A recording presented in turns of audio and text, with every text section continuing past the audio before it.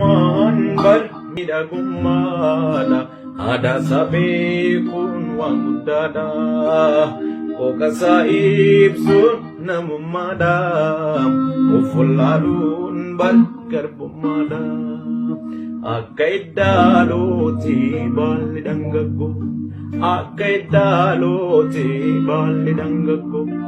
Jette ijoolleen biyyaa magaalli qalloo. Nuti saadaa qabna maaliif booddee taphna ol qabannee yaana jedha Oromoon. Oromummaan miidhagummaadha. Aadaa sabee kun waan guddaadha. Hooqasaa ibsuun namummaadha. Of wallaaluun garbummaadha.